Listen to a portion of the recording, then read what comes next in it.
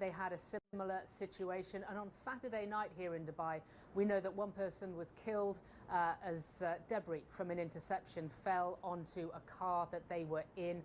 We know also Dubai Marina, a building was hit by debris there, residents being evacuated out of neighboring buildings. So it certainly doesn't feel as though there is any let-up in this Iranian retaliation. We did see a very rare sighting of the UAE leader having an actual interview, which is really quite unusual. Mohammed bin Zayed saying that even though the UAE is reacting this way, do not mistake it for weakness. The UAE is strong. And he also referred to Iran as the enemy. Now, that's a significant shift in rhetoric from one of the Gulf nations that refused to let the US use its military bases before this war started, or its airspace, one of the Gulf nations that was lobbying the US President Donald Trump not to attack Iran. But we have heard increasing anger from these Gulf nations that they have come under this unprecedented level of attack from Iran, despite the fact that they were trying to distance themselves from what the US and what Israel wanted to do. Qatar's leader says the ongoing war in Iran will have dangerous repercussions for the world unless it's resolved through diplomacy. The country's news agency says Sheikh Tamim bin Hamad Al Thani spoke with US President Donald Trump on Saturday. The Qatari emir added that his country won't hesitate to defend itself. Qatar is home to the largest US military base in the Middle East. The country has been the target of a barrage of missile fire from Iran. Well, CNN's Antoinette Radford is live in Doha for us this hour. Antoinette, thank you so much for being with me. Can you just bring us up to speed on the missiles that were fired at Qatar overnight, please? So the latest here from Qatar, Ben, is at 1:30 this morning, the Ministry of Defence said 10 ballistic missiles and 2 cruise missiles were fired from Iran to Qatar. Of the 10 ballistic missiles, 6 were intercepted, 2 landed in Qatar's territorial waters, and 2 actually made landfall here, but they landed in an uninhabited area, so there were no injuries recorded. Both of the cruise missiles were intercepted. Here on the ground, we last got an alert to our phones of elevated danger at around 6:30 last night. I heard 3 very loud intercepts taking place, but overnight we haven't heard much more. As you mentioned, the other thing we did hear overnight was that the Emir of Qatar spoke with US President Donald Trump and stressed how important it is to try and use diplomacy to find a solution to this. As you said, he warned that this could have dangerous consequences on global security and peace. He also said, as you mentioned, that Qatar will not hesitate to defend its sovereignty and defend itself against any incoming attacks. Now, that's particularly poignant right now because yesterday the Iranian President Masoud Pezeshkian actually apologized to Gulf states for Iranian strikes on them. He then walked that back throughout the day and said that as long as US bases continue to be in Gulf states, Iranian attacks will continue. Now, for people on the ground, it's hard to say what that really changes, whether that shifts the dial at all, but for more than 8,000 stranded travelers who are here, who are looking to leave, yesterday 6 Qatar Airways flights took off to London, Paris, Madrid, Frankfurt and Rome. Those flights returned this morning, as well as coming back from Bangkok. Ben. Linda? All right, Paula Hancock says stay safe there. We will check in with you again soon. Well, joining us now from London is Fawaz Jurgis. He is a professor of international relations at the London School of Economics and Political Science. He's also the author of The Great Betrayal, The Struggle for Freedom and Democracy in the Middle East. Professor, good to see you. Thanks for your time. Thank you. So you've described this conflict as a war of choice launched by the United States and Israel. Now, 1 week into this conflict, both Washington and Tel Aviv say they are prepared to escalate. From your perspective, what factors are driving this rapid intensification, and what does it tell us about the strategic calculations on both sides? Well, I think what we are seeing now, and this is the second week of the war, is that the war is spiraling out of control, is spreading out across the Middle East. It is escalating, thousands of civilian casualties. Now the war has turned economic. Basically, last night, as we understand, Israel attacked Iran's economic infrastructure. Israeli Prime Minister said that the idea is to weaken the state's capacity and trigger change. What do you mean by regime change? What we have seen in the past, 2 weeks is that the Iranian regime is much more resilient than the Americans and the Israelis had thought. The underlying premises of the American-Israeli war have proven to be false. That somehow, once they killed the supreme situation where you are. All right, Wolf, well, you talk about the escalation over in Tehran and those pre-dawn attacks that filled the sky with smoke and fire. Here we had alerts, but I will say, Wolf, important, there were fewer today than we saw yesterday. But one thing that stands out as everyone tries to understand what this war's objectives are and what that might mean for where it goes next. The streets here, bizarrely and eerily deserted. It is a war zone, it is a war. But of course, it raises the questions on how long that can continue here and across this region. Wolf, one other thing, who's with me here in Tel Aviv in just a moment. You mentioned that news out of Tehran, the state-affiliated news agency Fars, reporting that one of the clerics of the 88 who's going to be responsible for selecting the next supreme leader said to state television, I want to give the full quote here because it's perhaps very important. He said, Ayatollah Mosafari, we have firm hope that with divine success, this work will take place within the next 24 hours. The last time, of course, there was a shift in the supreme leader all the way back about 40 years ago. It happened within 24 hours. And here we are almost, we are now a week past, more than a week past the Ayatollah being eliminated. And still no supreme leader. Obviously, pressure now coming from within. So we're watching that because that could be very significant. All right, as promised, Jeremy Diamond is here with me in Tel Aviv. And Jeremy, that news matters. The leader of the UAE speaking out for the first time, referring to Iran as an enemy, obviously also significant. All of these things. Yeah, and the question is whether any of these regional dynamics that we're starting to see play out will either cause the situation to escalate further or whether we could see a potential off-ramp start to develop here. And especially inside of Iran, we've seen some conflicting signals about who exactly is in charge, whether or not there are some fissures that are starting to show between Iran's political leadership and the Iranian Revolutionary Guard Corps. So these are all key questions, but it certainly doesn't change the game plan for the United States and Israel at this moment, as both countries are continuing to carry out extensive strikes across Iran. In Iran, over the course of the last 48 hours, the Israeli military has struck more than 300 targets. Overnight, they carried out one wave of strikes that was especially broad, with 80-plus fighter jets going in at the same time to strike everything from ballistic missile launchers to Revolutionary Guard Corps targets and much, much more. And meanwhile, we're still watching this activity in Lebanon as the Israeli military carried out this overnight raid where they killed at least 41 people, according to the Lebanese Health Ministry. This was an operation where they were trying to rescue the remains of a deceased airman who went over the skies of Lebanon in 1986, actually. His body has been missing for more than 40 years. The Israeli military carrying out this operation, and it seems to have been very deadly, and it did not result in them actually retrieving that body. There was crossfire, apparently, between the Israeli military and Hezbollah forces there as well. Tragedy there, and I know they say up to 300, according to Lebanese sources, right? People are dead there, in addition to now, 1,200 in Iran.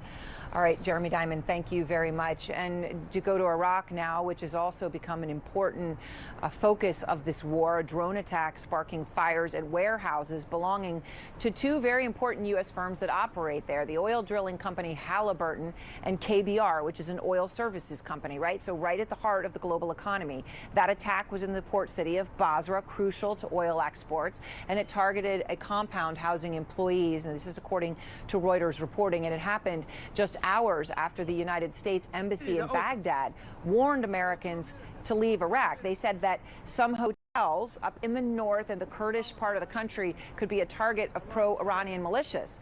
Well, they had a heads up, but not much, because within a couple hours of that warning, a drone exploded near a hotel in Erbil in Iraqi Kurdistan. It's in fact the capital of that region, and contractors, Americans, members of the military have all been using hotels in that area. A pro-Iranian Islamist militant group in Iraq claimed responsibility for that specific attack.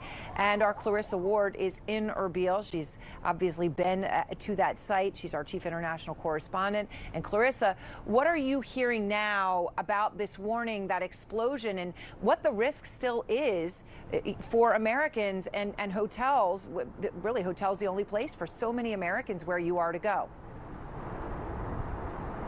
So it's interesting, Erin, just in the last 2 hours, there have been at least 2 U.S. airstrikes on the bases of these Iran-backed militias in the Iraqi city of Mosul, a number of casualties as a result of those strikes. And these are the groups, these militias, that have just been hammering U.S. targets throughout the region, but they have also been hitting targets here in Iraqi Kurdistan. Now, you mentioned those hotels. There are so many contractors, Erin, who were working for U.S. companies on U.S. bases, for U.S. oil fields, who have been moved away from those installations or bases, who are being put up temporarily in hotels. And I should say it's not just 1 or 2. They're in pretty much every hotel you find here in the city of Erbil.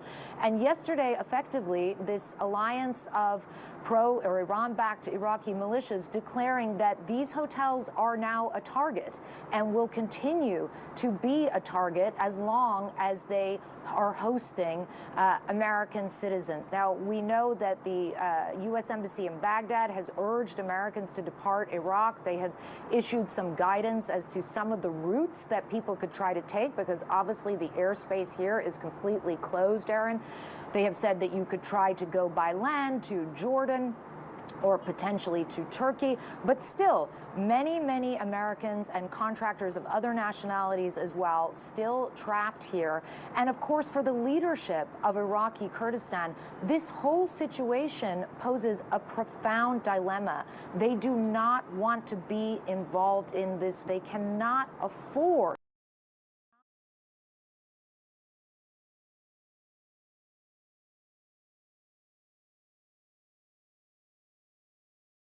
the risk. I spoke to one leader here who said one day President Trump says it's regime change, the next day it's not regime change. And so as a result, they're trying to walk this very fine line of appeasing their interests, obviously have a very warm and good relationship with the U.S., but also not wanting to incur the wrath of Iran, and particularly, Erin, with regards to these Iranian Kurdish opposition forces who are based here in Iraqi Kurdistan, who have made it known that they would like to launch some kind of a ground operation inside Western Iran, and as a result of which we have seen continued drone and missile strikes on those camps, again, just ratcheting up real concerns that this could pose a real challenge, not just for Iraqi Kurdistan, but for the whole of Iraq as a cohesive state, Erin. After getting hit by a new round of Israeli strikes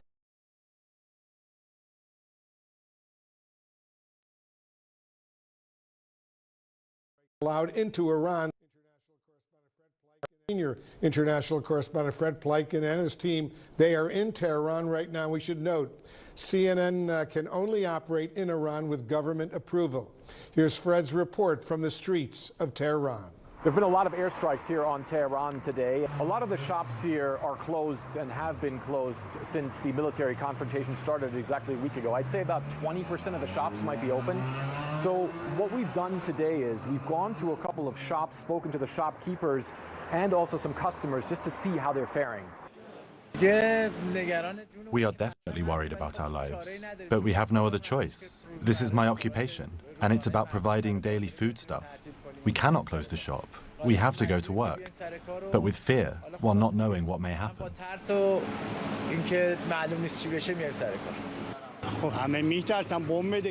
everyone is scared. Those are bombs. It's no joke. When there's a bombing, everyone thinks of how they love their life. I'm not saying we're not afraid. Of course we are. Anyone who says they're not afraid is lying, because every human being values their life. A drastic decline in customers at this fruit shop as well. Our sales now are about a quarter or a fifth of what they used to be. 70 or 80% of our customers are businesses. When the war broke out, all of the companies, foreign and Iranian, closed down. Now, the people here, of course, have already also heard that President Trump has vowed to continue to hit Iran hard, as he put it, as he demands what he calls unconditional surrender, while at the same time, the leadership of this country has said unconditional surrender is out of the question.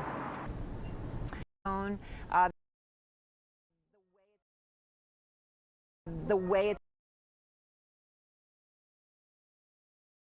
usually Blair, and that is when they anticipate missiles coming in, which we usually can see. And there we go. Okay, so you can hear those sirens. So that means we have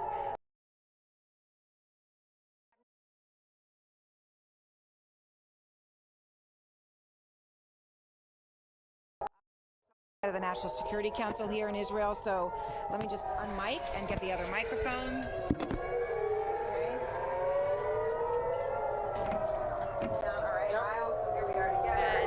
We have an extra microphone here. Okay, so you can hear me. So this is something obviously you're used to. I will say, Ayal, as we're walking, we haven't had as many of these today as we did yesterday. Right. But this is obviously, we have this, and then usually we can see on the horizon when missiles come in. Right. And we often see the interceptions, and some obviously do break through. So how would you describe where we are right now, though? I mean, we've had fewer of these than yesterday, but the tempo has come down. Right. So, I mean, it's, overall, we're making a lot of progress by way of the damage happening in Iran compared to what's happening here. Yep. It's a little bit funny to say this when we're having sirens and we're walking into a shelter, but this is actually the fact. As you say, there are fewer missiles coming. The rate of interception are way higher. There is some wreckage, of course, just because of things falling from the sky. Thank God, no casualties in many days now. And this is, I think, it means Iran will do whatever they can to continue to fire. Iran will never allow themselves not to be in a position to fire the last shot. Otherwise, it means they lost. So they will try to do this, and they will disrupt our lives. But is this making progress on their? That's the main question, of course, that we all. Coming in here, Neville is holding our camera, so we're in a stairwell now. And I will just say, to explain to people the way buildings are built here. The center of them, the core where their stairwells are built obviously with the expectation that these sort of situations could come. So you come into the center of the building because the exterior of the building is what could be destroyed. This is something to know about Israel. We have actually, because we've been in this situation for so long, we've invested a lot of money and a lot of resources to make sure that the people in Israel will be as safe as we can when things literally through how you, and that's part of the reason, if anyone looks at the skyline along the water, is very concrete. But there's a reason for that. The reason is not about aesthetics. I mean, we know that this can happen, right? I mean, this we've been fired at from multiple directions. Each new house in Israel, like for decades, have to have a shelter in it. And in the last 20, 30 years, the level of the shelter needs to be ready to deal with the kind of things that we're facing now. Okay, so when I was watching today, and there were sirens, and I looked outside before going into stairwell. Beautiful day, weekend, not a single soul visible. Right. Okay, that's here. You have people pulling back in terms of economic activity across the entire Gulf. Skies closed over Iraq, Tehran. There is a human question here of how long it can continue to be completely and utterly shut down. And that refers to the Strait of Hormuz, to oil, to airspace, to economies, to human lives. Right. So, of course, war is damaging, right? It's disturbing, naturally. And this has been disturbing a lot of people in many countries, right? You mentioned the Gulf. They're getting more barrages than we are here. The UAE are getting hit with bigger numbers and drones and missiles and all the rest. Of course, course, the question is how long can this last? Well, first, this decision will be made in Washington, right? I mean, I think President Trump is fully cognizant in this, and I think that as the accumulation of damage in Iran is going up, and it is, the success of the operation in Iran is significant and it's growing every day.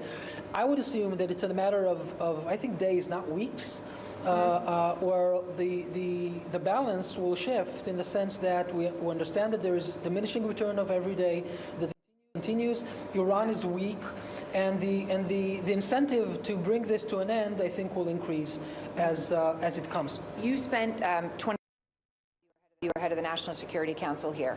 I'm just looking at one important development out of Iran to try to get some context on, and that is one of the clerics that would be the guardians to choose a new supreme leader is cited in state media in Iran, FARS agency, saying we need to get this done essentially, and putting a 24-hour time frame on it when it's taken them a week. What do you read into that?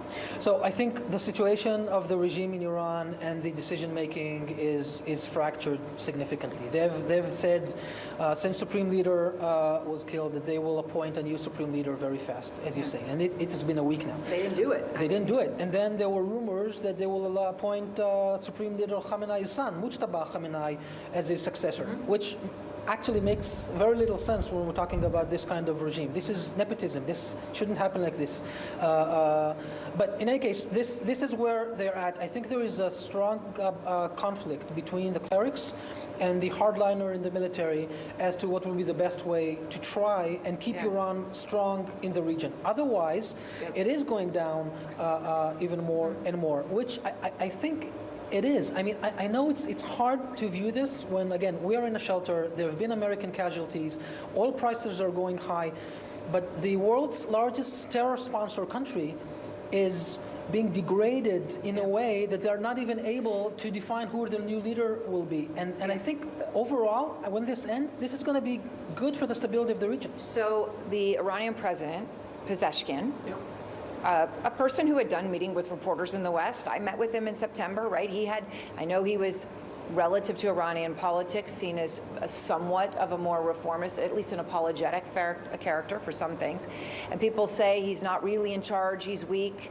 So he comes out today, he says, I'm sorry to the Gulf. As long as you don't attack from our, let Americans attack off your bases, we won't attack you. And then there's been attacks since then.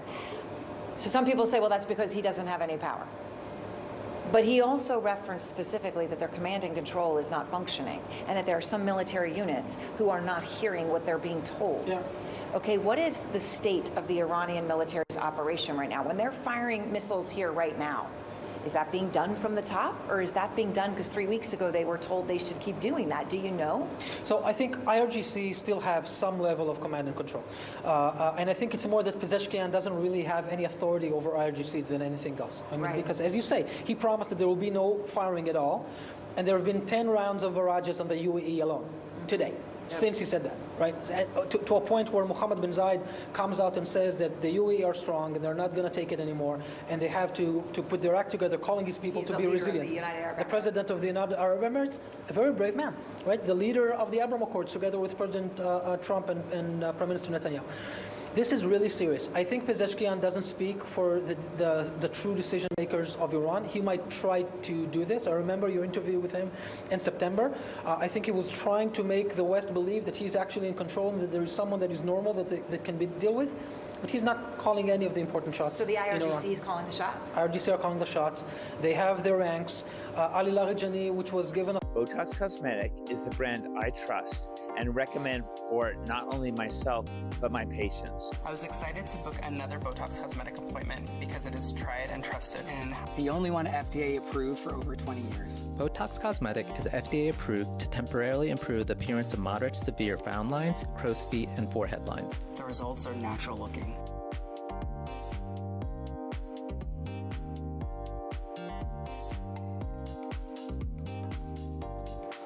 Talk to your doctor about Botox Cosmetic and whether it's right for you. The effects of Botox Cosmetic may spread hours to weeks after injection, causing serious symptoms. I got treated with the one and only Botox Cosmetic. Find a licensed Botox Cosmetic.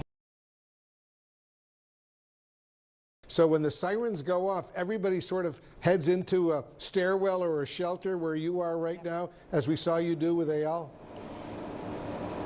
They do. You know, Wolf, I think there's two interesting things to say there. One, yes, even if you're downstairs in a lobby of a hotel, people will come in off the street. And so the basement, you know, that's full with toilet paper supplies and things for the kitchens will be just jammed with people. Some of them coming off the streets, you know, people, various states of dress, okay, they all come in.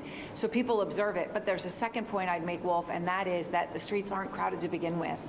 Most things are closed. It is in sort of this war pause right now where kids are not at school and businesses are not open. And that's also keeping the streets empty as well. So it's a double whammy, I'd say, Wolf. Yeah, it's not just Tel Aviv, it's all of central Israel right now, especially, but it's also hitting Haifa and even Jerusalem. There's sirens going off. Again, friend CNN anchor Aaron Burnett is joining us now live from Tel Aviv. Aaron, it was just a few moments ago, you and your camera crew heard the sirens. You had to leave your location and head into a shelter in a stairwell in that building where you are. I take it you have it all clear now, is that right?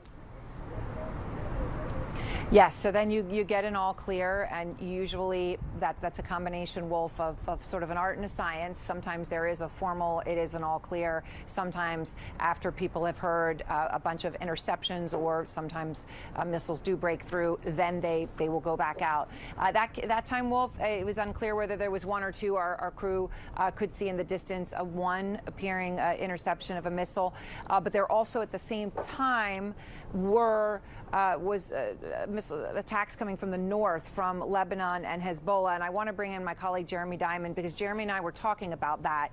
There was a time when there was reporting that Hezbollah and Iran were going to do coordinated attacks. And there was a time when we were sitting here and we heard and saw that. Right. Now, what we just saw right now, missiles coming from Iran and missiles or rockets coming from Hezbollah, at the same time, it's unclear whether they're coordinated, but if they are, that would indicate that the kind of disarray in the government and no internet in Iran may not apply to the IRGC. Yeah, it's particularly because the reporting that we had in the lead up to this is that following the killing of Hassan Nasrallah, Hezbollah's leader, over a year ago, the Iranian Revolutionary Guard Corps took really tight control of Hezbollah, the closest command and control that they've had of Hezbollah probably ever during the decades of Hassan Nasrallah's rule. And so the indication is now that with Hezbollah entering the fray, they are now following orders in large part from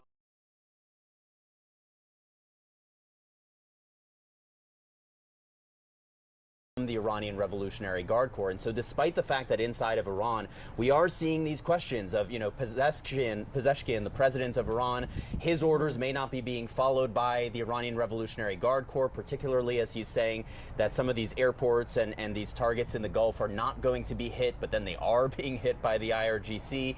It suggests that the disarray that exists between the kind of political echelon and the Iranian Revolutionary Guard Corps in Iran, it may not be the case in terms of the Iranian Revolutionary Guard Corps itself, that it is kind of a cohesive unit that is working effectively to still carry out the attacks they want to do, including by using this proxy of Hezbollah, which we are seeing right now, actually. More alerts coming in the north. The city of Haifa is currently under air raid sirens once again. Right, but just it's an important question. I mean, and it's hard because we don't know what we don't know. But when you see kind of the acknowledgement from the foreign minister Agci and also Pezeshkian, right, that maybe our military units may not be fully in communication, essentially, but that if they are in communication with each other, the significance of what that might mean. So then the question is, how call the shots in Iran? How can these Gulf countries trust the assurances that they're no longer going to be hit unless, again, their bases are used for attacks on Iran, when it doesn't seem like these political leaders are having their orders listened to? Right. It's a huge question, and obviously the fact that the UAE President Mohammed bin Zayed, known as MBZ, spoke out and referred to Iran as the enemy is very significant, right? For him to speak out at all. He went and was visiting people in the hospital who have been injured and spoke extemporaneously. All right, Jeremy Diamond, thank you very much. And I want to go to Iraq, yet another front, if you can call it that, in this chaotic war, a drone attack sparked fires at warehouses of U.S. energy firms, big ones, Halliburton and KBR. The attack was in the port city of Basra, which is obviously crucial for oil exports, and was targeting a compound housing employees. This is Reuters' latest reporting, and you can see the flames there in Basra. It's happening just out. This city is full of fighters, but we don't just need scrappy. We need brawlers who can get big wins. That's Adam Braun. As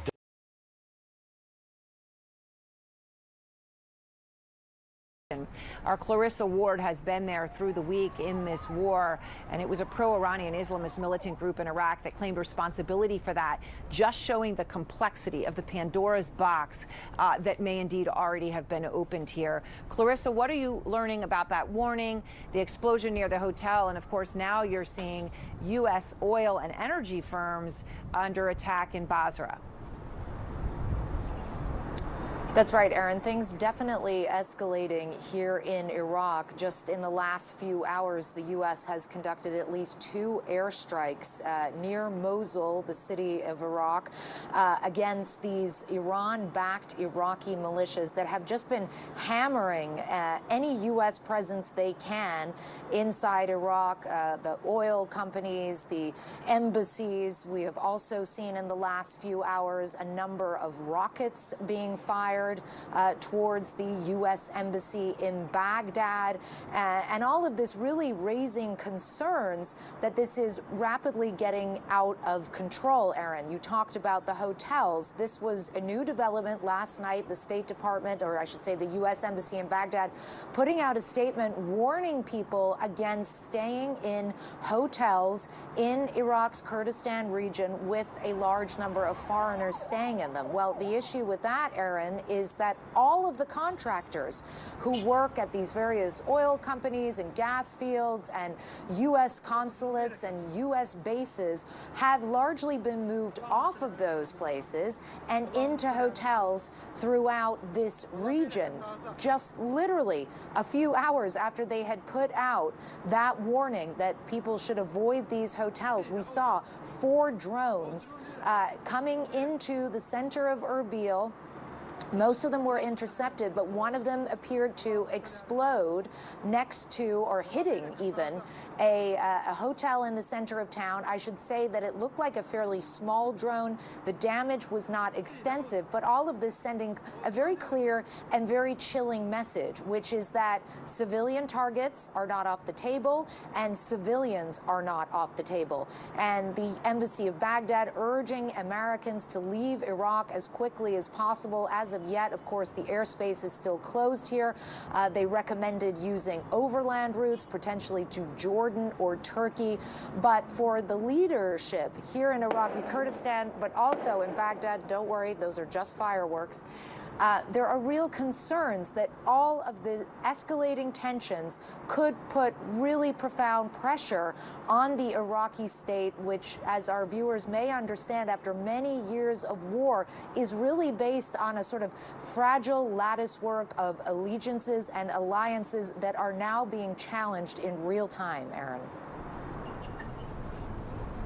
All right, Clarissa, thank you very much. In Erbil, and you could hear those sort of explosions behind Clarissa. She said those were fireworks, but just shows how jumpy people are, but also perhaps just the oddness of the juxtaposition of sometimes more normalcy of life continuing next to what's actually happening here in a war zone, where you've got millions and millions of people sitting, waiting, wondering what's coming next. Now, a key target of the U.S. and Israeli strikes has been Iran's missile launchers. That's really been a focus of this, right? To try to do the balance of taking out more missile launchers before they could take out missile defenses on the other side. CNN Tom's Foreman is taking a closer look exactly at those launchers. Where are they? And why taking them out is the crucial math of this war. Nearly 300 people have been killed in Lebanon since Israel began strikes on Monday, and that is according to the Lebanese Health Ministry. We also understand at least perhaps 40 were killed today in an operation where Israel was trying to retrieve bones of an airman who'd gone down in the 1980s. Right now, you can look at the devastation left behind from the strikes overall. This is one Lebanese town after Israeli commandos raided the border area. And this is what happened, we understand, after they were searching for those remains, which, by the way, they apparently did not find. Israel's defense minister is warning tonight that Lebanon will, quote, pay the price for failing to disarm Hezbollah, which is an Iranian-backed militant group, which tonight there were strikes across the border here from Hezbollah in Israel, as we also had ballistic missiles coming from Iran at the same time, unclear if coordinated. Our Matthew Chance is in Beirut, where the strikes are relentless and tension is high.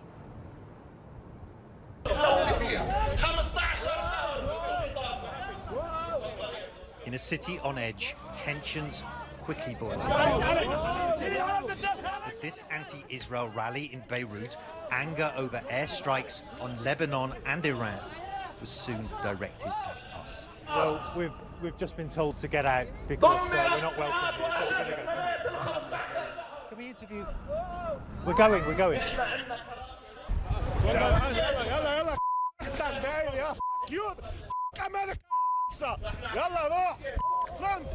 I'm trying to tell them, no, we need to deliver our message. Yeah. So don't worry. What message do you want to deliver here tonight?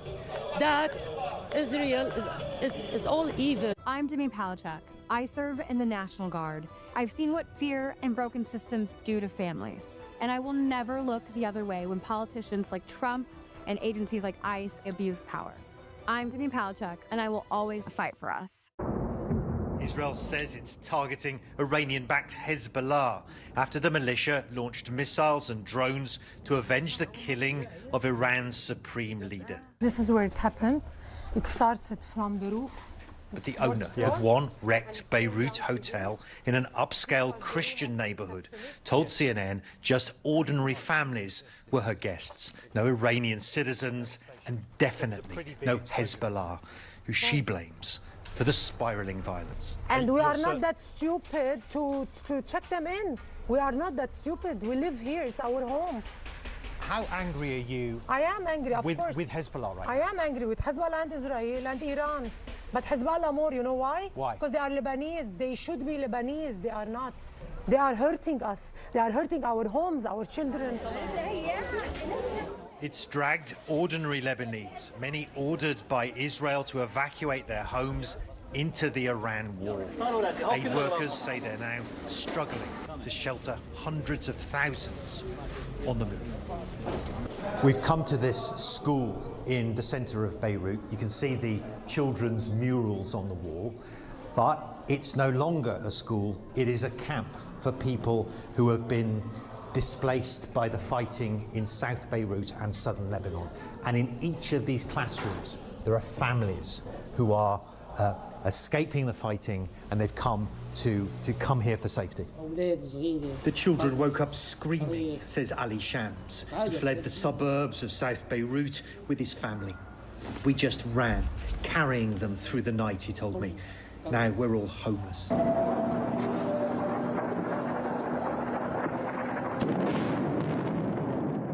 It's easy to see why they left. We've come into what is the most dangerous part of the Lebanese capital, which is a very important stronghold of Hezbollah, the Iranian-backed militia group. It's the place where Israel has been focusing, and you can hear the gunshots outside there, that Israel has been focusing its activity, its intensive campaign of airstrikes against the Hezbollah group. The destruction is massive and plain to see. Israel's military campaign against Hezbollah, as we found out, is still far from over. Okay, we've got to go because they said there's been a warning from the Israelis that there could be a strike coming in. So we're going to get out of here, Alex. Matthew Chance, CNN, Beirut. An unbelievable and second front, or if you can even call it that, obviously. It's hard to even define where the fronts are in this war. Our thanks to Matthew Chance, who's just north of us in Lebanon. And anchor Aaron Burnett is live in Tel Aviv right now. Aaron, I take it the sirens have gone off, but they're now over with and you're back at your location. Is that right?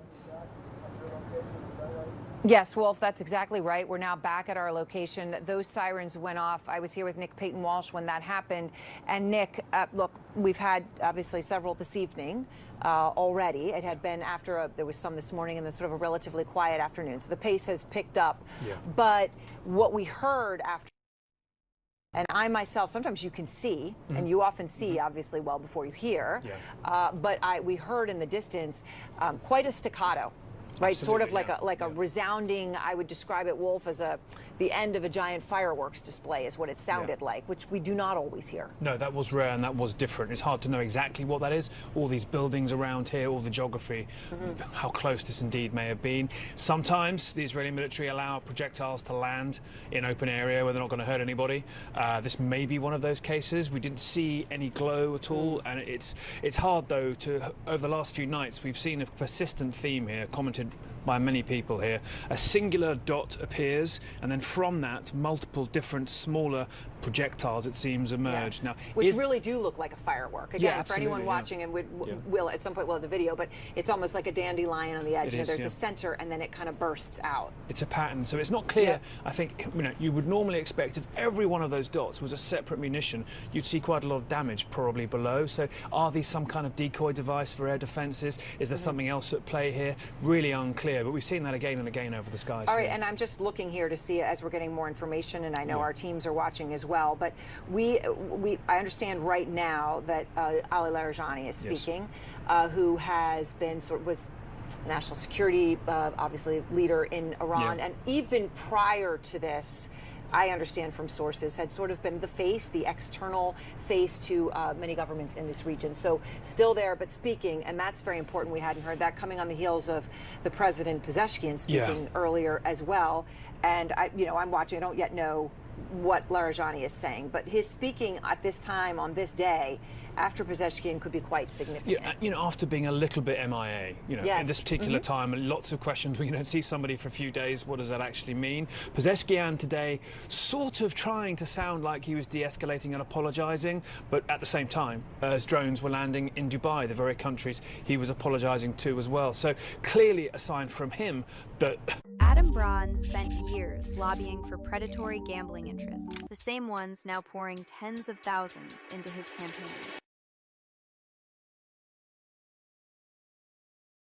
Face. He's been around being the public face of the Iranian regime for 15, 20 years or so. So very possible indeed that we see him convey some kind of message of at least unity to some degree. And we're still, waiting to find out who the new supreme leader is. Suggestions it could be in the next 24 hours. But the gap and the void there, it's beginning to make me wonder precisely who's calling the shots and who indeed, if anybody wants to negotiate, there is to reach out to. That's right. And a crucial point that you make. And, Wolf had mentioned that there was a cleric who had spoken out via Fars, which is one of the state-affiliated news agencies in Iran, saying we need to get this done, and we hope to do so in the next 24 hours, something that obviously was done with the backing of many, right, to put that out on Iranian state media. So it signals at the very least that there is a pressure and an anxiety internally to fill that void. And take on top of that two external factors that are going to be weighing enormously on this, which are bizarre, frankly, I'm sure, for the 88 senior clerics whose job it is in the Assembly of Experts to work out who this person is. Donald Trump wants to approve of it, and Israel says they'll kill that person. And so those two factors weighing massively outside whatever decision.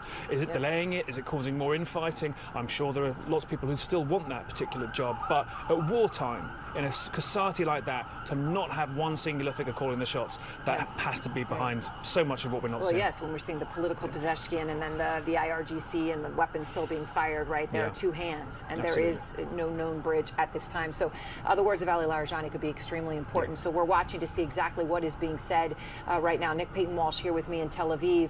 And, we talked about how the Iranian president had apologized, particularly to Gulf countries, for attacks on them, essentially saying we won't do it anymore as long as you don't allow attacks on us from U.S. bases. But Then the attacks continued, specifically by drone, and those were really across the Gulf region today, including in Saudi Arabia, in Riyadh, where a ballistic missile actually got through any sort of missile defense. And I believe from our senior diplomatic editor, Nick Robertson, that was the first time that that's happened there, even though, of course, the embassy itself, the U.S. embassy, was successfully struck earlier this week. Nick, what is the latest? Yeah, of course, it was drones that hit the embassy. Ballistic missile, much bigger, much more damage. Had that hit the U.S. embassy, we might be having an entirely different discussion. But it falling in an open area as described. Look, I think right now the Saudis have heard what the Iranian President Pezeshkian has said. They haven't responded to it publicly, but it seems very clear standing here in the Gulf right now that Iran is speaking with its guns while its politicians are moving their lips.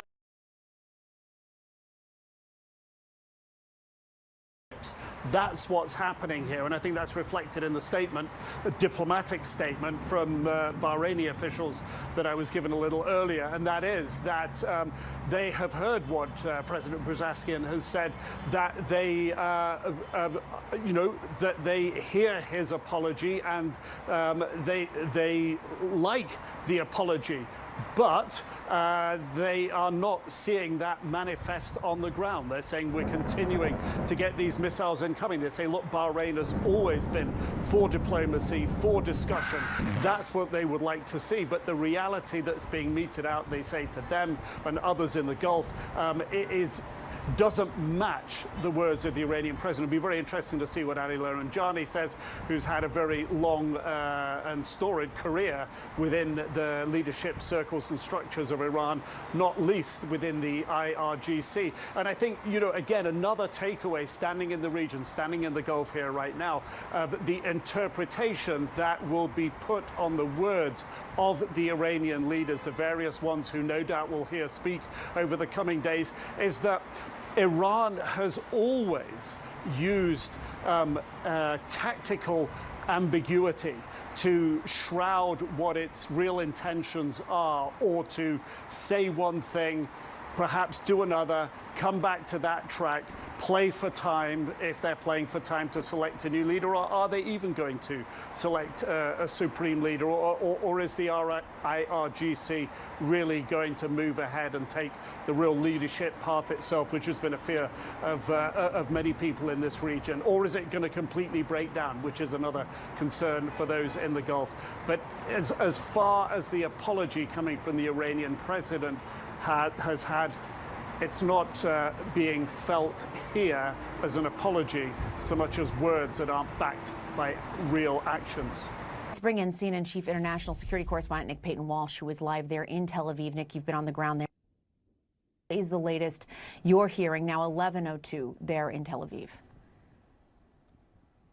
Yeah, interesting to note that we have just heard from a key security official in the Iranian government, Ali Laranjani, who has given an extensive speech on television after, I think, a couple of days where his whereabouts weren't entirely clear, a key figure on the international stage for Iran. And he has come forward with some quite strident statements, the most notable of which essentially saying that Iran would retaliate in kind for the death of Ayatollah Ali Khamenei, essentially suggesting they might pose a threat to the life of President Trump. Now, clearly within this speech, there are some quite hard-line things that he has indeed been saying, and I should point out, death to America forms part often of the fabric of what we hear in some of the pro-regime speeches in Iran. But still, the fact that this particular individual taken to the television to... How does weather play into it? Like, would they static fire while it's raining? Team leader will be Laranjani, not an obvious candidate for that, not much of a clerical past, but still trying, I think, to put himself into a bit more of a leadership position there, potentially. At the same time, some senior clerics have been suggesting we might see some indication of who's in charge in Iran.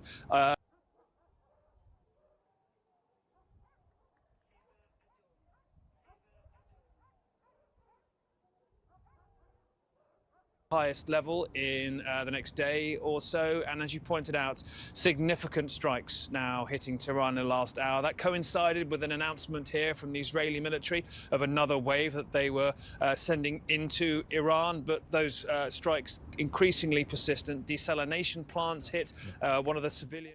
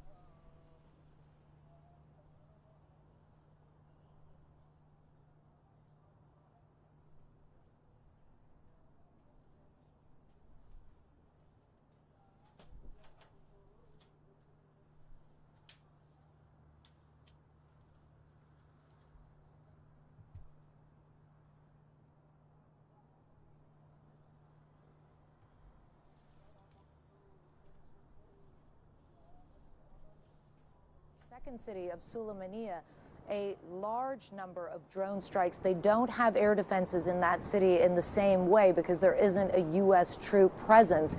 And as a result, we saw explosions, flames, no word yet on any casualties. And then you have Baghdad, the U.S. embassy in Baghdad, one of the most fortified compounds in the world, coming under rocket attack, apparently from eastern Baghdad. This, again, a dangerous escalation. We saw Iraq's prime minister saying that his security forces have been tasked with trying to find the perpetrators. Of course, those rockets were intercepted by air defenses, but still a very worrying development, John.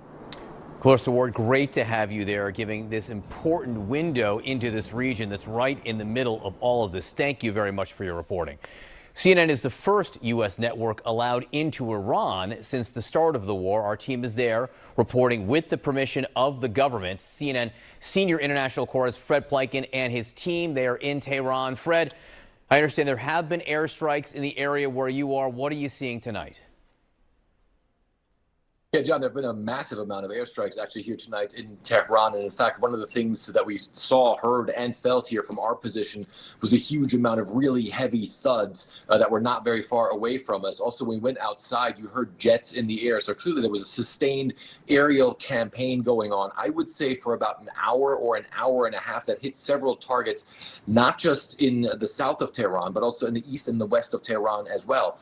We saw huge plumes of smoke billowing over the city, especially in the western part and in the southern part. And it seems as though some of the oil infrastructure was hit there by either U.S. or Israeli jets. Certainly that's what it looked like. There was fires burning. There was thick black smoke coming up into the night sky. What we're hearing from Iranian state television is that apparently oil storage facilities in the south of Tehran, large oil storage facilities, have been hit. It's unclear how big exactly the damage was, but certainly from our vantage point, it looked as though it was very, very big. And then also in the east of Tehran, apparently there was also an oil infrastructure that was hit there as well. The other thing is that we're hearing is that in sort of one of the satellite towns around Tehran, that apparently there also an oil facility was also hit in the town of Karaj. There were also massive airstrikes going on there as well. So clearly a very busy night here, obviously in the skies above Tehran, but also for the folks here on the ground, obviously having to witness all this. And having been in the town here in Tehran today and yesterday, you do